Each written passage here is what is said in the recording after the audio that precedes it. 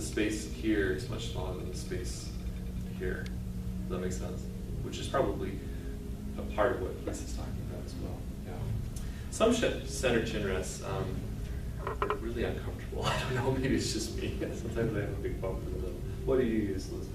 A center chin rest, but I had to try out a couple of different ones because I had one that hurt really bad, and so, you know. Sure, that's great. So, shoulder rest, good idea, yes, no? I think yes, and I'll tell you why. Because we need just a little bit of security, and a little bit of support, so that even though our pure technique is really to balance from here and here, it's nice to have a little bit of security so that we're not having any anxiety about dropping our instrument, particularly for young students. I think it's important to have something that's comfortable, that gives them just a little support. Now, one thing I do not advocate, this is just me personally, is having students practice without their left hand. And I know this is sort of a Suzuki tradition, and I can see why that they have students do that. It's just to make sure that they build a habit of being able to hold it and feel free with the left hand. But we have to be careful. The caution is this tends to encourage the left shoulder to come up and squeeze and hold the instrument. And then when we put the arm back, it's stuck there instead of being relaxed. And it should be mobile. Our shoulder should be able to be dynamic. Great. Okay, and then we could talk a little bit about other angles. We don't want it to be pointed out too far, of course. Of course, that's not usually the common problem. Other common problems coming in this way. We want to find a good balance. And it's usually, I don't know if I were to measure that angle, but one way to describe it is if you have your feet sort of at a comfortable position where your toes are sort of out a little bit, that left toe position is going to be similar to where we want to have that violin pointing out. Now, that's not going to be the same for every person, but what we're looking for is an angle here where we can comfortably come up to high positions without running into our body like this, stuck, and not too far out where we can't reach the tip of our bow. Okay? So it's finding a balance between left hand comfort in the high positions and be able to reach the tip of the bow. I find that in my university teaching, my day job is to fix habits. That's what I do. Because I do have some community students, and I love teaching beginners. I do have a few young students, which is great, because then I can start them off right. It's great. But most of what I do is identifying problems and breaking habits and trying to fix habits. And I have several students, freshmen this year, who came in with this wonderful position. It was sort of like this. The first problem that you see, what's the symptom of my bow? It's like skating all over the place and it's crooked, right? But it's not really a bow problem. It's that the violin is down here too far and the scroll is up to the left too far. So if I bring this up on top and the scroll more towards the center, I didn't have to change the bow at all, and all of a sudden the bow is straight. So it's finding a spot where all of those things are in balance. And how do you help a student find that? Do you just have them move their arm and then move this to where it all works together? Yeah, you want to do a little bit of experimenting. You have to experiment a little bit with placement of the shoulder pad. And that was the other thing I wanted you to spend a little more time on, placement of the shoulder rest. That'd be great. So if we're trying to get the angle to change this way, does that make sense? Mm-hmm. Then the way we would adjust it is by moving the feet one way or another this way. And if you think about what we need on this side, if we bring the shoulder pad closer to the neck on the chest side over here, it's going to, see if I can just demonstrate this. It's going to put a little bit more pressure here and it's going to cause the violin to stick out more extreme. If I bring it in this way, the other side is going to help it to stay more in front. So in other words, on the chin rest side, think relatively neutral. On the opposite side, let it be open so that you can have room to bring it more in front. Does that make sense? And if you look at my instrument, see, and everybody's shoulder is different too. Well, and then I've noticed that boys, young men like to hold it further to the side, and the girls like to be more in here. Mhm. Yeah. Well, if they have long arms, that's gonna make a difference too. Kids with long arms can get away with a little bit more of an open posture.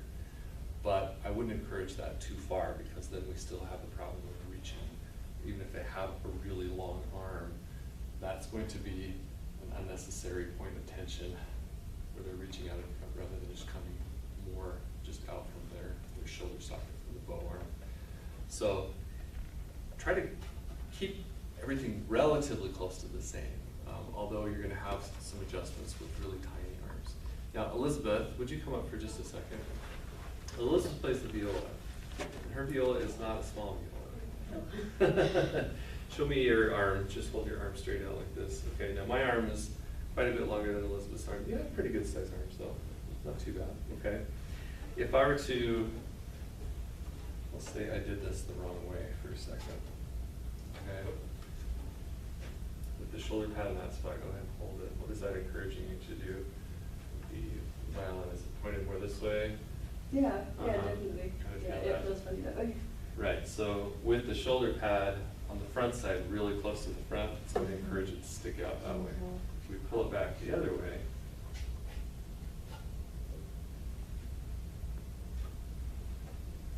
right, you can even bring it in a little farther to feel, yep. And her neck's not the same as my neck, so we'd have to make a few other little adjustments too. Yeah, just let the weight of your head drop in, right? It's a little bit more in front, okay?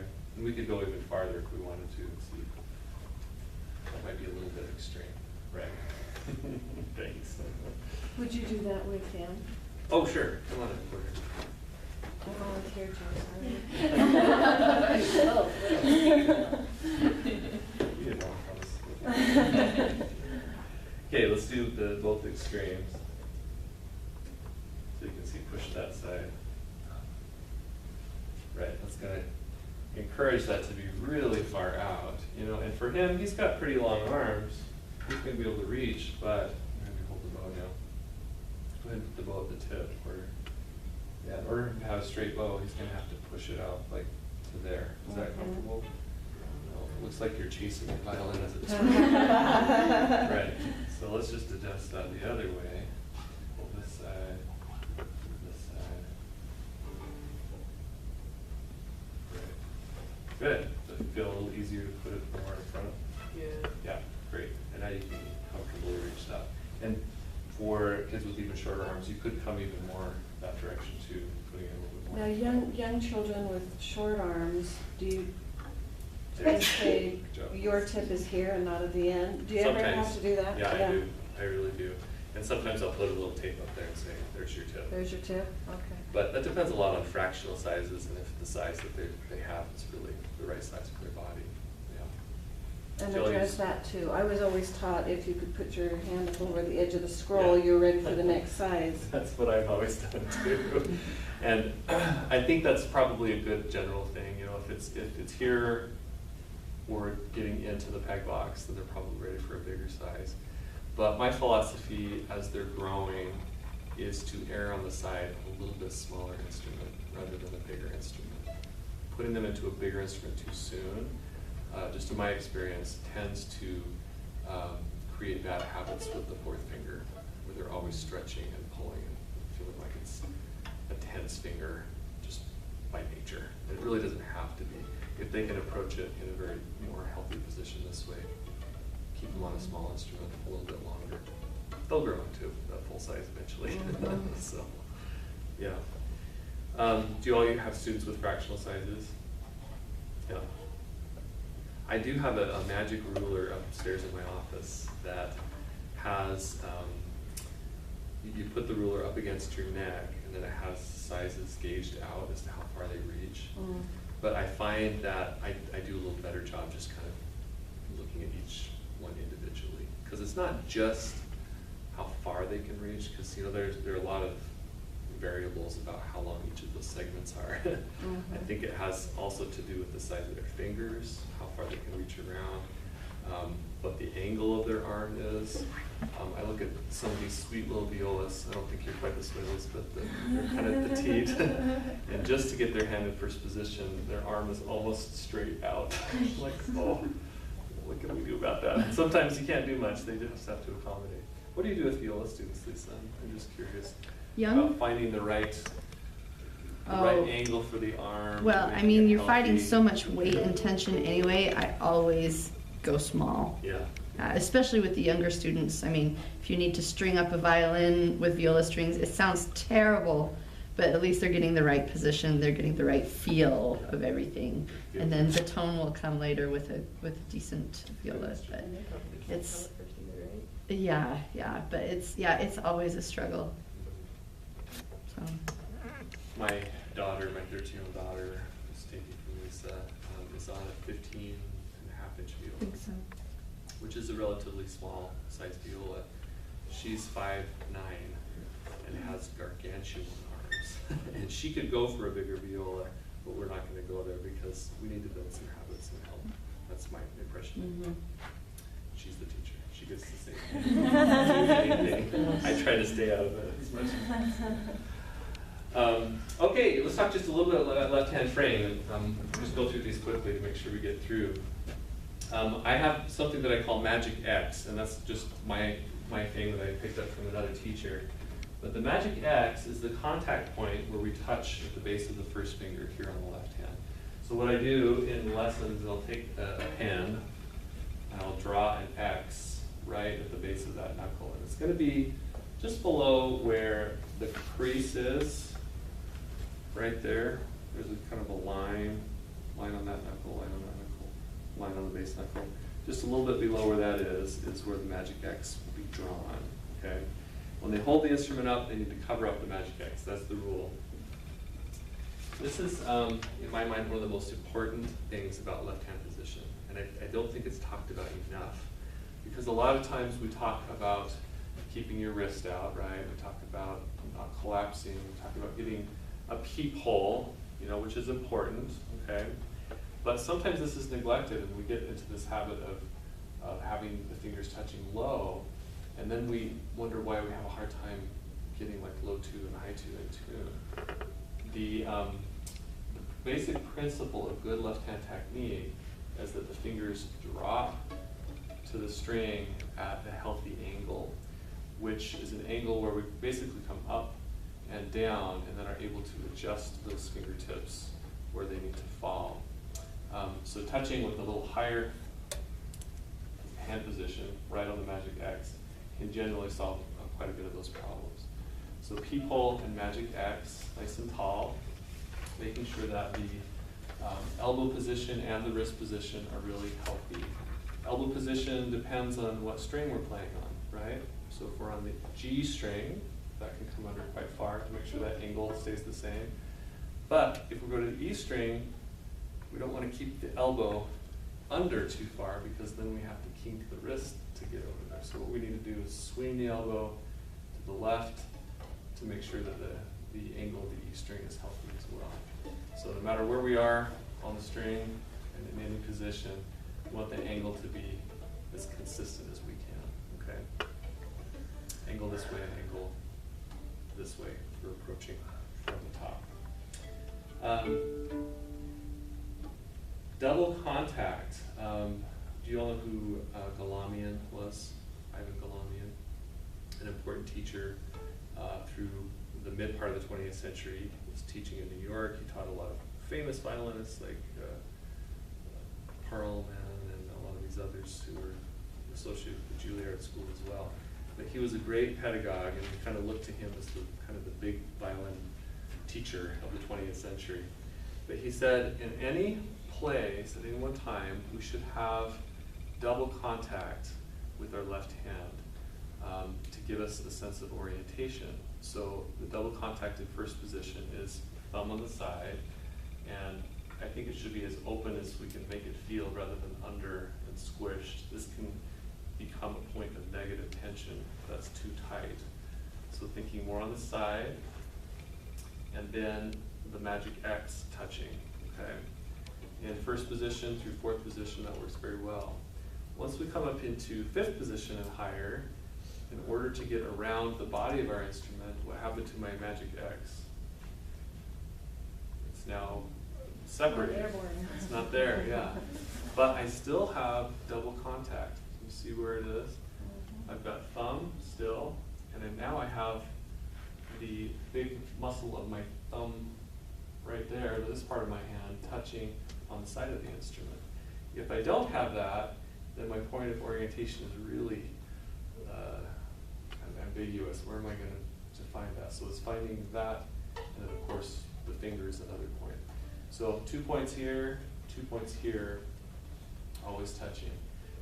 Where that does get a little bit tricky is when we vibrate, because vibrato requires this contact point, the magic X, not be stuck or tight in one place. I believe that we have to keep it close, and I try to have my students actually practice rubbing the magic X when they vibrato, because the motion of the vibrato has to be in line with the string to be the most efficient. Does that make sense? Vibrato, in essence, is changing pitch, right? Down and up. It's a wave. The way that we change pitch down and up on a string instrument is this way, right?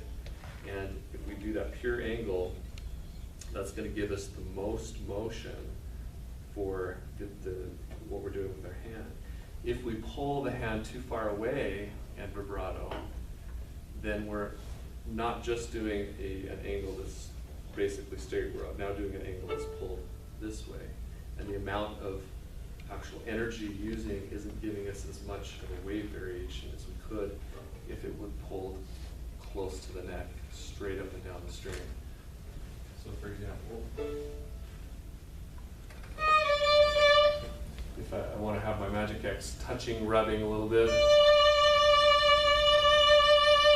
thinking about that angle being straight up and down, rolling straight back. If I pull it to the side, it's not going to be straight back anymore. It's going to be a little bit at an angle this way. And I can do it. And it sounds okay, right? With that same amount of motion, I can get a lot more width to the vibrato with the same amount of effort. So magic X, still close, maybe rubbing, not pulled away. I'm just wondering do you do vibrato? Was it not Addie? No, not yet. Could we just like approach her with vibrato, because she hasn't done it yet? Sure. Do you want to talk about vibrato for a second? Actually, let's hang on to that idea for a Okay. second. Have you started vibrato at all? Have you done any, like in school, orchestra, or anything? No. No. Okay. Well, we'll try something. Vibrato is tricky because you have to make sure that the student is ready for it. Their framework is firmly established, and it does take quite a bit of time to build that skill over time. But we're going to try it. Have you Do you do vibrato? vibrato? A little bit? Yeah. Getting started on it. Okay. Well, kids, I just want to see how that works with the rubbing, like you're talking about. Well, come on up. You said you have a little bit of experience, right? Okay. This is where I would start a student. First of all, I have them practice the wave motion, and I do start with the wrist vibrato motion. I find that if they can learn that first, then they can incorporate other feelings, including a little bit of an arm vibrato a little bit later. There have been a few students, though, that I've worked with where I have tried to do arm vibrato just because of the way they're wired. It seems to work better.